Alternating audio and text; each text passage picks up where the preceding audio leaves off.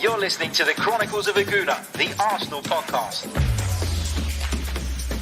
I'm Martin Tyler, and you're listening to Harry Symeou.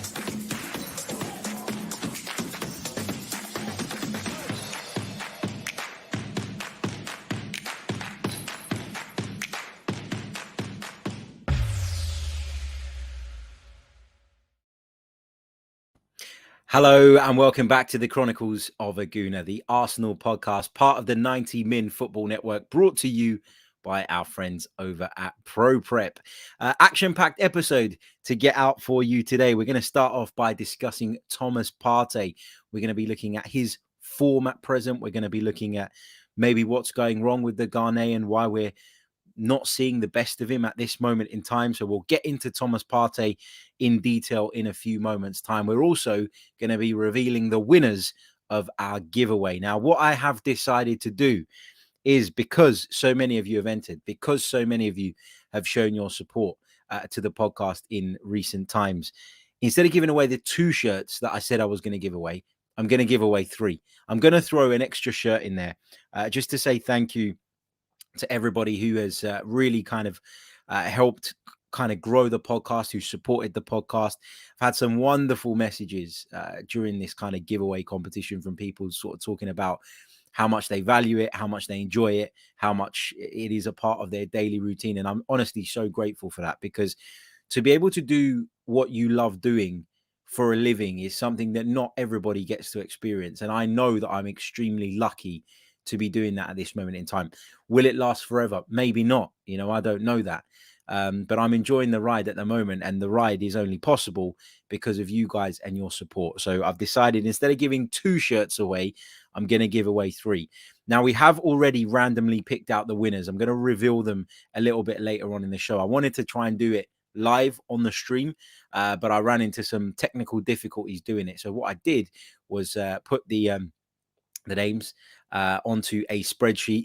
I held the button down, the down button, so it was running through and going up and down until my son said stop. And wherever he said stop, that's where I stopped on, and those are the winners. So if you're unhappy with the result, you'll have to blame him.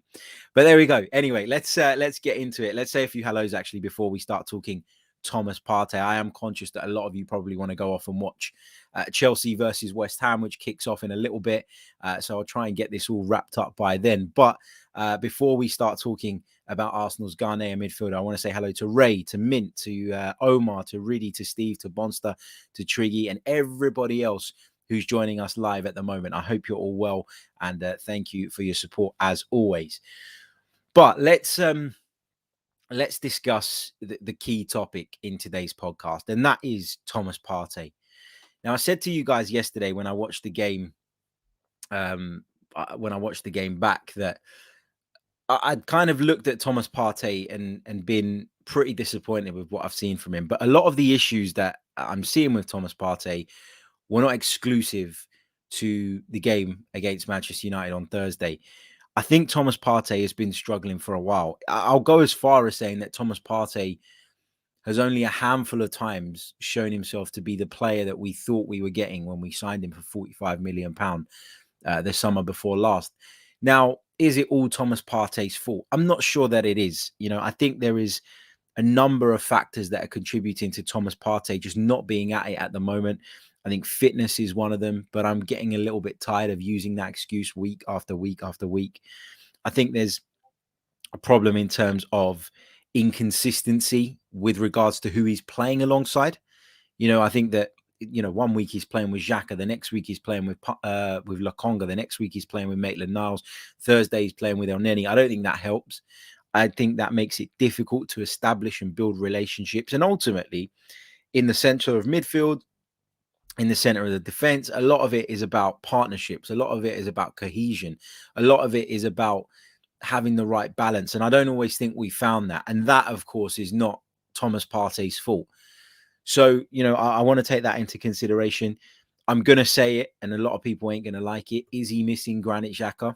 I'd say so. I think his best game's in an Arsenal shirt. Thomas Partey's, that is.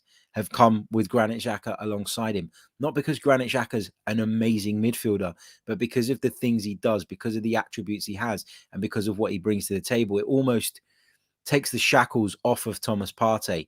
I feel like Thomas Partey has been shackled in a way by the fact that he's having to play alongside a Lokonga or an Elneny or a Maitland-Niles. And I really do think that that is one of the factors as well that we really need to look into.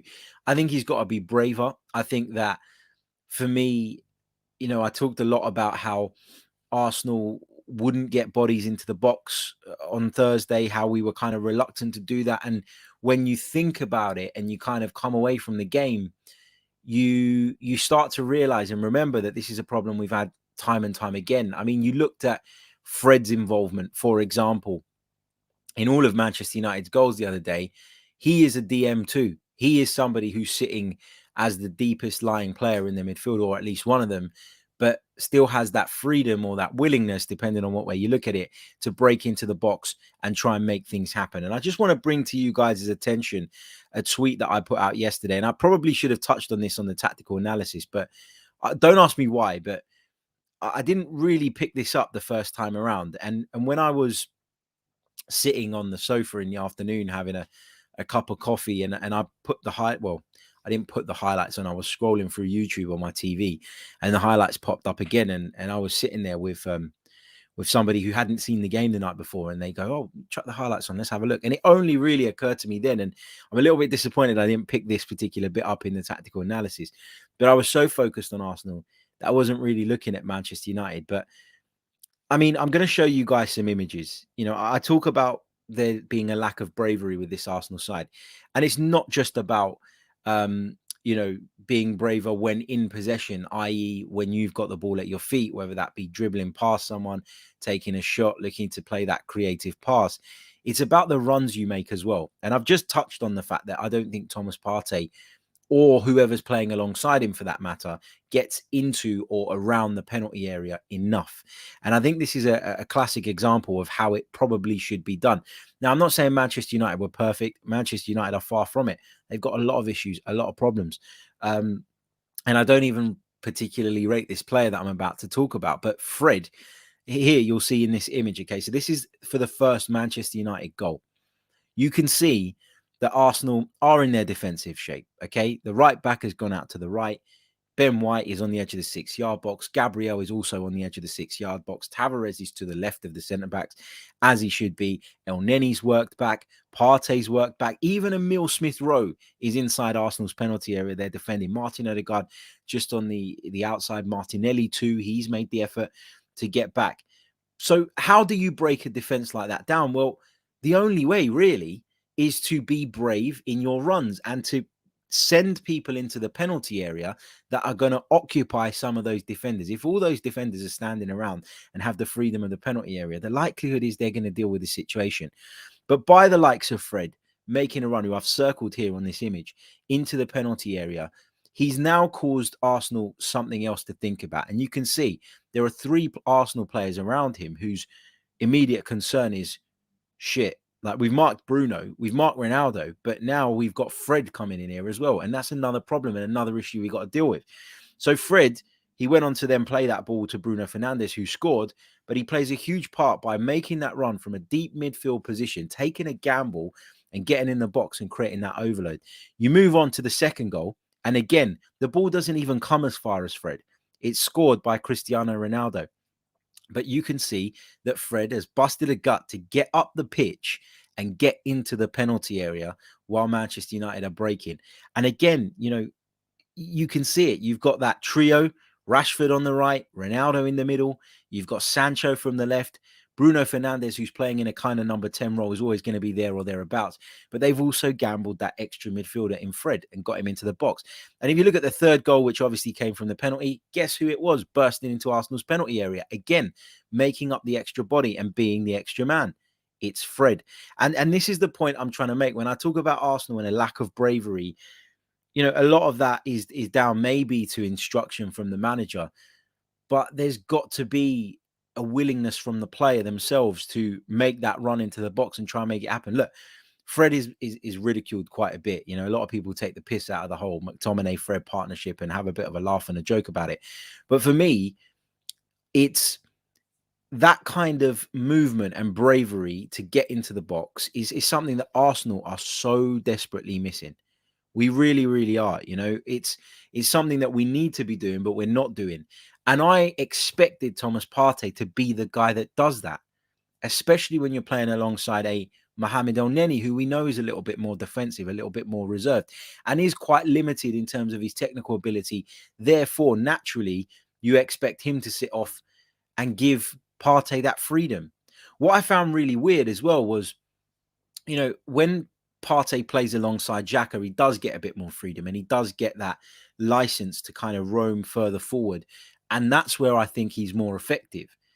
I like Partey to be box to box. I want to see him work back and win balls on the edge of our penalty area, intercept passes, but I also want to see him get forward and be involved in the play as well.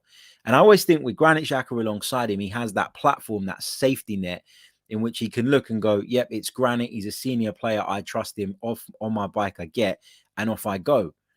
I thought with El-Neni next to him, who I don't think is as good as Granit Xhaka, but is of a similar ilk in terms of the positions he takes up, the fact that it's safety first a lot of the time. I think that that was an opportunity for him to be a little bit more advanced, a little bit more expressive. Then we go back circle again. Is it due to his fitness?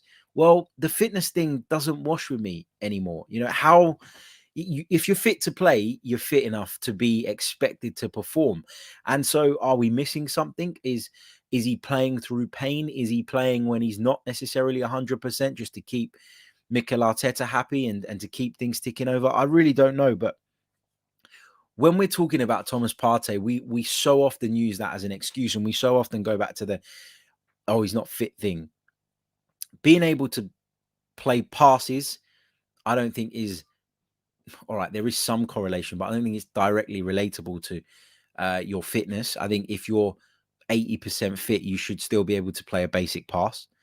I think if you know, if you're 80% fit, you should still be able to make the right decisions. And I don't think Thomas Partey's doing any of those things at the moment. More often than not, he's sloppy in possession.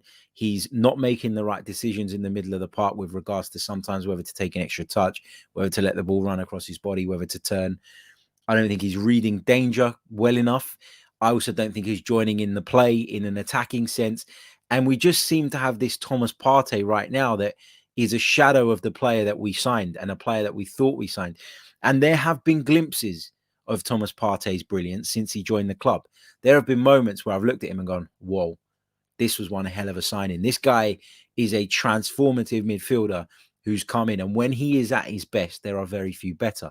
But those performances in those games are too few and far between. And, you know, I'm not sitting here with the intention of slagging off Thomas Partey and calling him every name under the sun and telling you that he should be dropped from the side. I still think he's a lot better than the other options that Mikel has available. But I am at this point now where I'm starting to get a bit worried about whether Thomas Partey is ever going to be able to perform at the level that we need him to consistently. I think, look, I talked about the inconsistency around partners, you know, and I think that's played a big part. And a lot of the time it's been partners who we all know are not good enough and we know are going to need to be carried to a degree. Sometimes it's inexperienced partners. And again, there's an element of responsibility on Thomas Partey to carry those players through the game. And I think all of that takes its toll. Of course it does. It'd be unfair and foolish of me to kind of dismiss all of that. And then there's the bit about instruction. And I showed you those images of Fred and the runs he was making. Is Mikel Arteta insistent that Thomas Partey doesn't do that? I don't know. But I'm going to ask the question, because if it isn't a manager instruction, then we need to see more from Partey in terms of getting involved and having that ability to get up alongside the play, but also drop into deeper holes when we need to as well and understand the state of the game. So, yeah, it's a worry. It's a concern. You know, do I think he's a better player with Granit Xhaka alongside him? I really genuinely do. And I think there's this reluctance among the fan base to say that we miss Granit Xhaka because overall, you know, Liverpool and United aside, we've been on a pretty decent run of form. But we absolutely do miss him.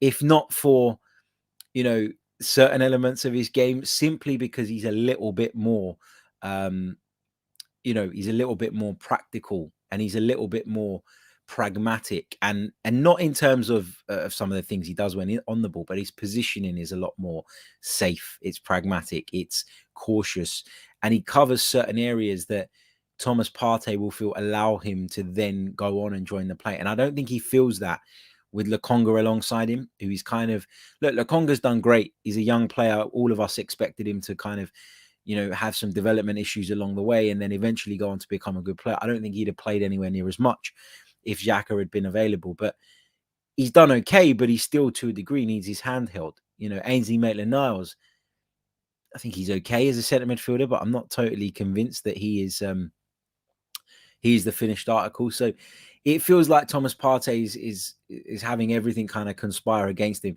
We are, you go back to the Liverpool game and we were trying to progress the ball out of the back line against a very, very good and aggressive press.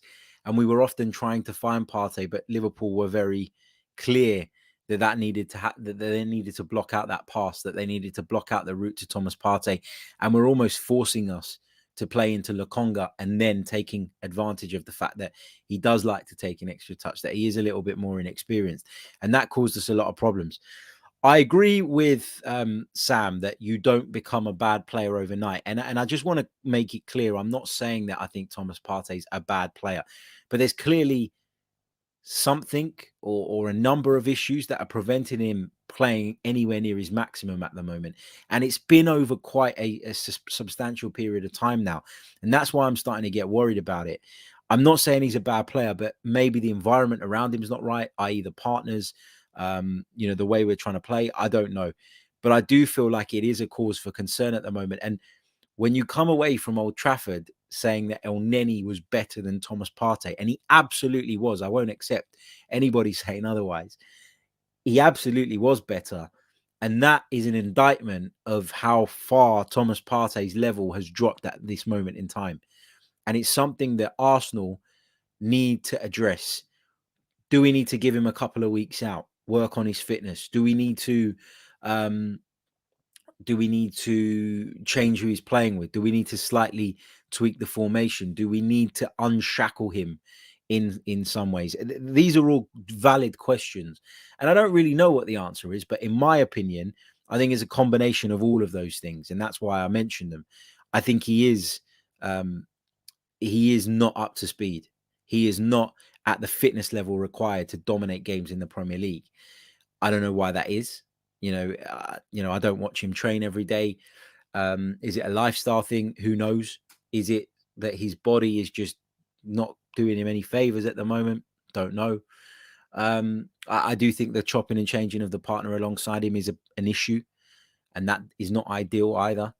And so what I'm trying to say to you guys is I think it's a combination of things, but Arsenal need to try and put as many of those as they possibly can right, because if they don't, I feel like we're really going to struggle in that area. I'm glad that Granit Xhaka's on his way back. It's a shame that we're going to lose Partey to the African Cup of Nations, because I think a sustained run in the team with those two in the midfield pivot, I think is something that we can be excited about. I think it's something that's worked quite well overall up until now when we've had the opportunity to play them together. A lot of us kind of enjoyed watching Arsenal play with the two strikers, with Lacazette just in behind Aubameyang. I think when you've got the stability of Partey and Xhaka in midfield, you could probably do that even against the biggest sides. I think when you do it with Partey and Lokonga, it's not quite the same. Not because Lokonga's bad, again, but because of the positional discipline that Granit Xhaka brings to the side. It probably allows you to do that. It's maybe it's a bit of we overblew and overhyped what Thomas Partey's actual level was when we signed him, because partly we were partly because we were crying out for a midfielder of his ilk for so many years. We thought it was going to solve all of our problems. We thought he was going to be the answer. And don't get me wrong, Thomas Partey in good form is as good as pretty much most out there. But the great players are on form much more frequently and much more regularly than Thomas Partey is. And so there is definitely a cause for concern. Going to keep a close eye on him in the next couple of weeks. And again, I'm sure we'll touch on it during the podcast. But something's not quite right with Thomas Partey.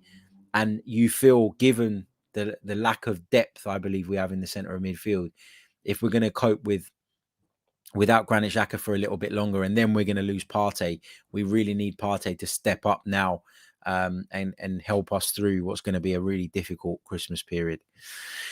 Right, let's just quickly remind you guys that this podcast is brought to you by our friends over at ProPrep. Remember, if you support ProPrep, you're supporting the Chronicles of a Gooner, and the people over at ProPrep have put together an exclusive offer for our listeners. ProPrep is the perfect study tool for university students undertaking science, technology, engineering, or maths related modules, and it can halve your study time. ProPrep provides bite-sized videos relevant to the module or course, which can be accessed from any device at any time. It's already helped over 500,000 students to pass their exams. They provide customized STEM study tools that match your syllabus. Long lectures are condensed into short and clear video tutorials. And after the videos, you can go through what you've learned with interactive exercises and practice questions. You can even submit questions to the ProPrep professors, and you'll receive a video answer within 24 hours. ProPrep, as I say, have created a special offer just for our listeners. All you need to do is click on the link in the description. You'll find more information there and details on how to sign up.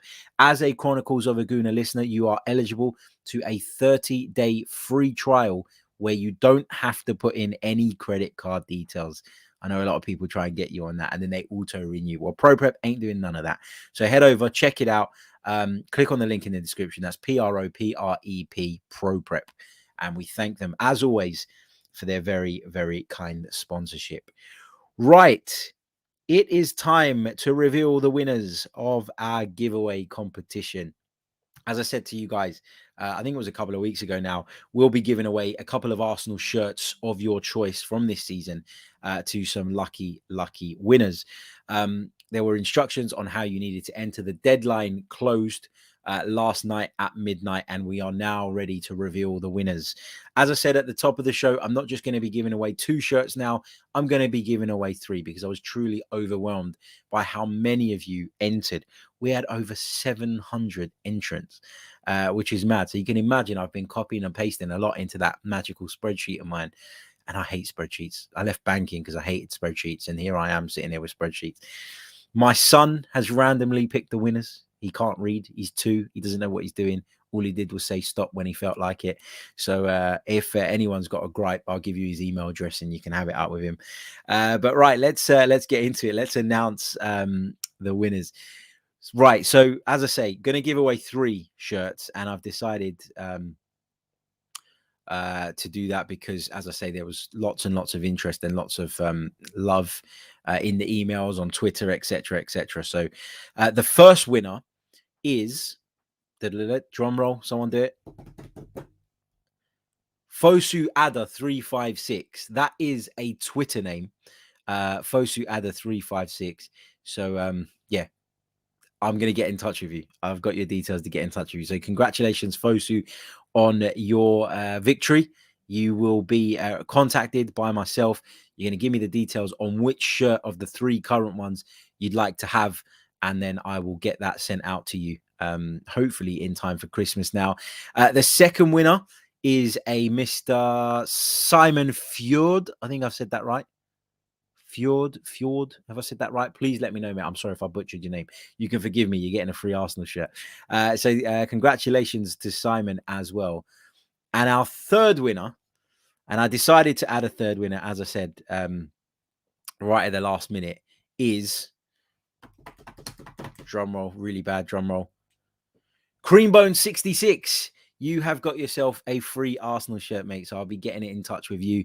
You can let me know which one it is you'd like and your details, and I will get that sent out to you as soon as possible. So just to confirm, Fosu Ada 356 is the winner of the first Arsenal shirt. Simon Fjord has won the second, and Creambone 66 has won the third Arsenal shirt. So congratulations to you all. Thank you to everyone who took part. And look, if I was a millionaire, I'd give Arsenal shirts to every single one of you, but I'm not, unfortunately. So just the 3 for now. But thank you all so much for A, participating in the competition, and B, for being a part of this Chronicles of a Gooner community, because it really does mean the world to me. It's fantastic, man. So thank you for all your support. Thank you for all the time that you spend listening to me chat about Arsenal, for your, the way you're active in the comments, and the way that you've turned this into, a really kind of enjoyable thing for me to do. And I'm so proud of it. So thank you all so much for your support. And we'll do another giveaway soon, I promise. You know what? We'll do one at the end of the season as well. We'll do a little bit more of that now. So cool. All right, we're going to leave it there, because West Ham United and Chelsea are about to get underway. The teams are coming out onto the field now. I know a lot of you want to watch it. I want to watch it. I hope you enjoyed the Thomas Partey chat. I hope you enjoyed the giveaway as well. I know there's a lot of complaints coming through in the comments. But look, not everybody can win. There was over 700 of you. It's not easy to pick the people. We've got Jid. I need to speak to the manager. Matt says, can I have your son's email, please? I need to have words. Yep, you can. Omar says, unacceptable that I didn't win. Harry out. Look, to be clear, the boy can't read. Okay, he's 2 years old. He doesn't have a clue what he's doing. He just presses buttons and messes things up. And clearly, in the eyes of a lot of you, he's messed this draw up. But as I say, thank you all for participating. We'll be back very, very soon with more. We'll be back tomorrow, looking ahead to Arsenal's trip to Goodison Park on Monday. And then, of course, on Monday, we'll be bringing you reaction to that fixture. I'll leave you all to it. Enjoy the rest of your Saturday, and I'll catch you all soon. Goodbye.